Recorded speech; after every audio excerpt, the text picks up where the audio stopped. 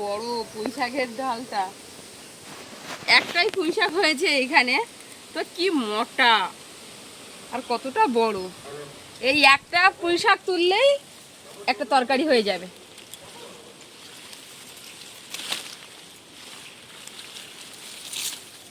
কি মোটা আর কি বড় পুঁই শাকটা। নমস্কার বন্ধুরা, আশা করি আপনারা সকলেই ভালো আছেন, সুস্থ আছেন। সুন্দরবন কৌশল হাইশেলে আরও একটা নতুন পর্বে আপনাদেরকে অনেক স্বাগত জানাই। বন্ধুরা দেখুন, আজকের রান্না হবে কচুর মুড়ো। কচুর মুড়ো দিয়ে বাগান থেকে পুঁই শাক তুলেছি। দেখুন পুঁই শাকগুলো আমি ছোট ছোট করে কেটে নিয়েছি। একেবারে চকচক করছে পুঁই শাকগুলো, দেখুন আর কত মোটা। পুঁই শাক দিয়ে কচুর মুড়ো, তার সাথে দেশি ট্যাংরা মাছ, এই থাকবে আজকের রান্না বান্না। তো আপনারা প্লিজ প্লিজ প্রথম থেকে শেষ পর্যন্ত দেখতে থাকবেন, আশা করি ভালো লাগবে। তো চলুন এখন যাই পুঁই শাকটা কেটে নিই। পুঁই শাকগুলো দেখেই তো মন ভরে যাচ্ছে। দেখুন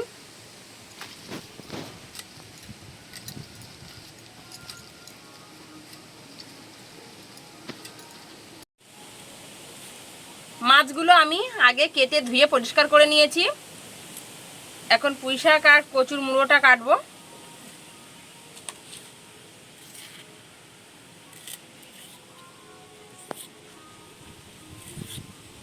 কি মোটা মোটা পুঁই শাক। এখানে অনেকগুলো দানা দিয়েছিলাম ওইখানটায়, এই একটা পুঁই শাকই হয়েছে। আর এই বাগানে অনেক পুঁই শাক হয়েছিল, সব গরুতে খেয়ে নিয়েছে।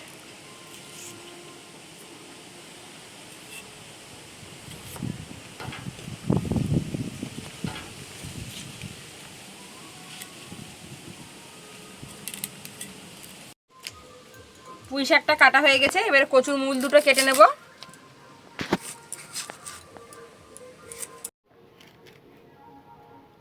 এই যে কচুর মুড়োটা আমি এরকম করে কেটে নিয়েছি। এই নতুন কচুর মুড়ো খেতে না ভীষণ ভালো লাগে।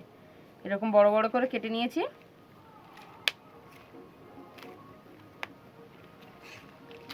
এর সাথে ছোট ছোট কচুও আছে।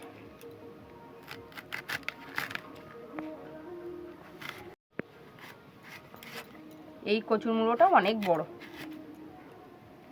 আর এর সাথে একটা আলু দিয়ে দেব। কচুর মুড়োগুলো দেখুন একেবারে পুরো সাদা দুধের মতো।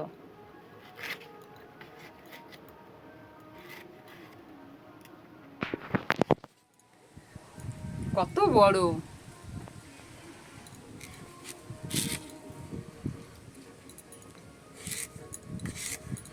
এরকম আলুটাও কেটে নিয়েছি। আলুটা দেখুন এরকম বড় বড় করে কেটে নিয়েছি। উনুন জ্বালিয়ে নিয়েছি, কড়া বসিয়ে দিচ্ছি, কড়াটা গরম করে নেব। আর বন্ধুরা এখন তো ভাদ্র মাসের প্রায় শেষাগত হতে গেছে, আর মনে হয় কটা দিন আছে। মানে যত আর কি ভাদ্র মাস শেষ হচ্ছে, তত পাড়ায় পাড়ায় মনসা পুজো বেশি হচ্ছে। এখন আরও ভাদ্র মাস যত শেষ হবে আরও বেশি হবে মায়ের পুজো। তো এই পাশের মাইকের আওয়াজ আপনারা হয়তো শুনতে পাচ্ছেন। এই যে পাশের আমাদের পাড়ায় মনসা পুজো হয়েছিল, আজকের তার বিসর্জন।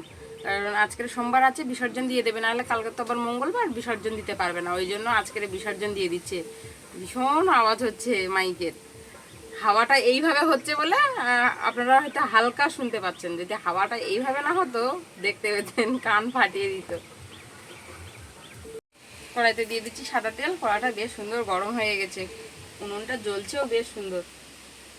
যে ট্যাংরা মাছগুলো লবণ হলুদ লাগিয়ে নেব।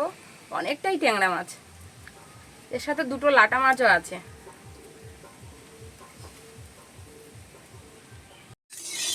তেলটা একটু নেড়ে চেড়ে নিচ্ছি। তেলে দেখুন ধোঁয়া উঠে গেছে। মাছটা ভেজে নেব। মাছের গায়ে লবণ হলুদটা আমি এভাবে খুন্তি দিয়ে লাগিয়ে নিচ্ছি।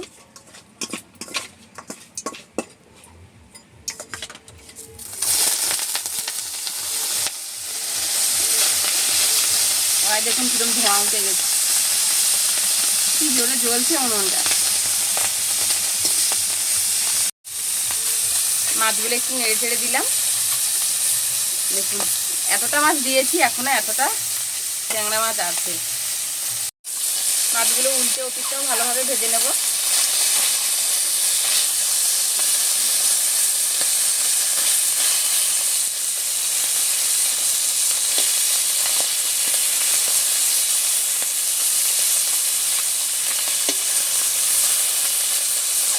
ভাদ্র মাস থেকে পুজো শুরু হয়ে গেল, মনসা পুজো থেকে শুরু। এবারে পুরো সেই কালী পুজো ভাইফোঁটা। মাছগুলো সব ভেজে নিয়েছি, তুলে নিচ্ছি মাছগুলো। আর বাদ বাকি যে মাছগুলো আছে ওগুলোও ভেজে নেব।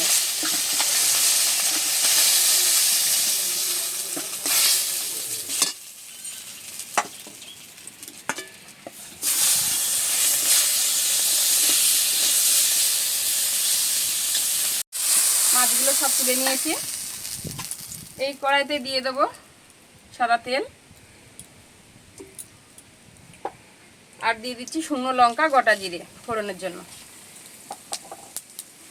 শুকনো লঙ্কা গোটা জিরেটা একটু নেড়ে চেড়ে নিচ্ছি। পেঁয়াজ কুচি,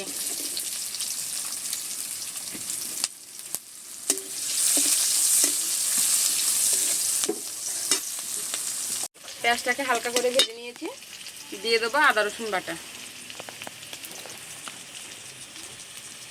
আদা রসুন বাটাটা দিয়ে আমি আবারও মশলাটা একটু নেড়ে চেড়ে কষে নেব। আদা রসুন বাটাটা দিয়ে আমি একটু নেড়ে চেড়ে মশলাটাকে কষিয়ে নিয়েছি।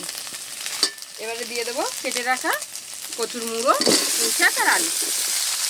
বেশ সুন্দর করে মশলার সাথে মিশিয়ে নিলাম। এবারে দিয়ে দেবো লবণ, হলুদ। লবণ হলুদ দিয়ে বেশ নেড়ে চেড়ে মিশিয়ে নিয়েছি। এবারে দিয়ে দেবো সামান্য একটু জল, জলটা দিয়ে ঢেকে রাখবো। একদম সামান্য জল দিয়েছি। ঢাকাটা খুলে নিচ্ছি। এবারে নেড়ে চেড়ে বেশ সুন্দর করে কষে নেব। বেশ নেড়ে চেড়ে একটু কষে নিয়েছি। এবারে লঙ্কার গুঁড়ো দিয়ে দেবো, লাল লঙ্কার গুঁড়ো দিয়ে আমি আরও একটু কষে নেব। নেড়ে চেড়ে বেশ সুন্দর করে কষে নিয়েছি পুঁই শাক কচুর মুড়ো। এবারে পরিমাণ মতো জল দিয়ে দেবো।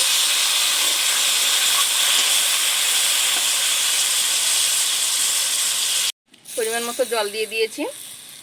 মাছগুলো দিয়ে দেবো, দিয়ে আর ঢাকা দেবো।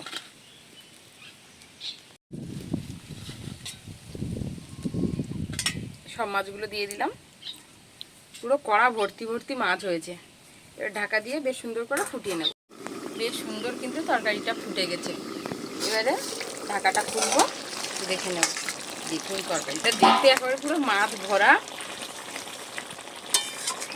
অনেক ট্যাংরা মাছ একসাথে। এই দেখুন কচুর মুড়োটা কি সুন্দর সেদ্ধ হয়েছে। এবারে আমি এখানে জিরে গুঁড়ো দিয়ে দিচ্ছি উপর থেকে। জিরে গুঁড়োটা দিয়ে একটু নেড়ে চেড়ে নেব। জিরের গুঁড়োটা দিয়ে একটু নেড়ে চেড়ে নিয়েছি। এবারে লাবিয়ে নিচ্ছি।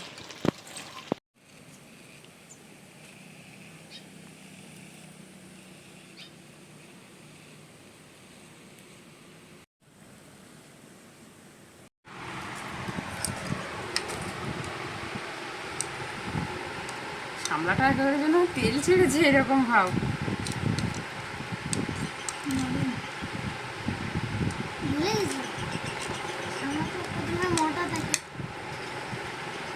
রান্না করলে আর মোটা থাকে? রান্না করলে কমে যায় না?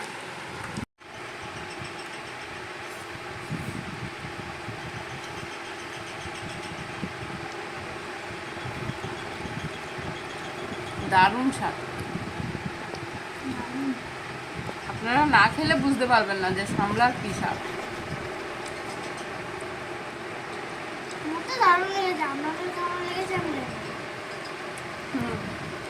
আকাশের কথা হয়তো শুনতে পাননি আপনারা, যে আমার তো দারুণ লেগেছে। আপনাদের কেমন লেগেছে তা জানি না, না খেলে বুঝবে কি করে? ডাকো, কমেন্ট করে জানাবেন। আমাদের বাড়ি এসো, যদি খেতে চাও তাহলে এসো।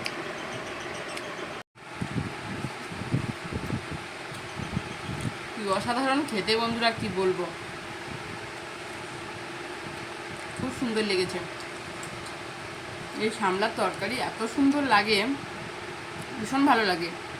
প্রাকৃতিকভাবে হয়, কোনো তো সার জল একে দিতে হয় না, জলের ভিতরে হয়।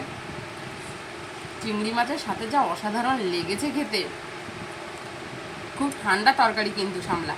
তো আপনাদের কেমন লাগলো প্লিজ কিন্তু কমেন্ট করে জানাতে ভুলবেন না। ভালো লাগলে ছোট্ট চ্যানেলটাকে সাবস্ক্রাইব করার অনুরোধ রইল। প্লিজ চ্যানেলটি সাবস্ক্রাইব করবেন, লাইক শেয়ার করে পাশে থাকবেন। দেখা হচ্ছে আগামী নতুন পর্বে। ততক্ষণ আপনারা ভালো থাকবেন, সুস্থ থাকবেন, সাবধানে থাকবেন। আর এতক্ষণ সাথে থাকার জন্য অসংখ্য ধন্যবাদ। বড় ঠেংরা ঠিক আছে।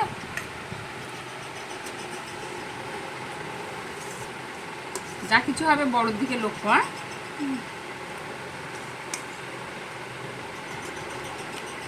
প্রচুর মুড়ো দিয়ে দেশি ট্যাংরা মাছ।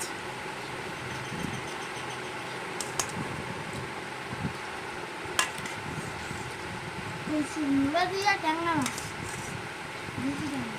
দেশি ট্যাংরা আপনারা একবার খেয়ে দেখবেন। কচুর মুড়ো দিয়ে দেশি ট্যাংরা মাছ খেতে কি অসাধারণ লাগে।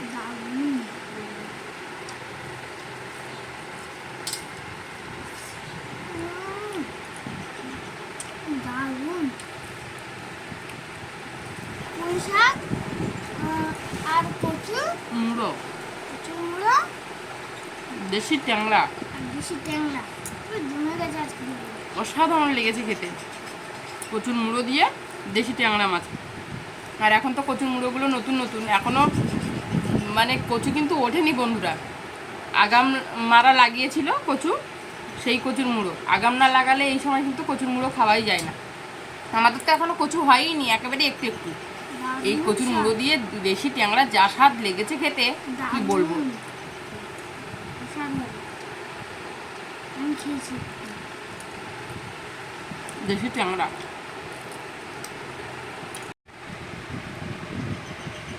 দেশি ট্যাংরা স্বাদই আলাদা। আমিও খাচ্ছি বল। কি স্বাদ, এর সাথে তুলনা হয় না। তো বন্ধুরা আপনাদের কেমন লাগলো প্লিজ কিন্তু কমেন্ট করে জানাতে ভুলবেন না। ভালো লাগলে চ্যানেলটা সাবস্ক্রাইব করবেন, লাইক করবেন, শেয়ার করবেন। ডেইলি কৌশল হাসপাতাল দেখতে থাকবেন। আজকের এই পর্যন্ত, দেখা হচ্ছে আগামী নতুন পর্বে। ততক্ষণ আপনারা ভালো থাকবেন, সুস্থ থাকবেন, সাবধান থাকবেন। আর এতক্ষণ সাথে থাকার জন্য অসংখ্য ধন্যবাদ। আর দেখুন পুঁই শাকগুলো কি মোটা মোটা, দারুণ লেগেছে।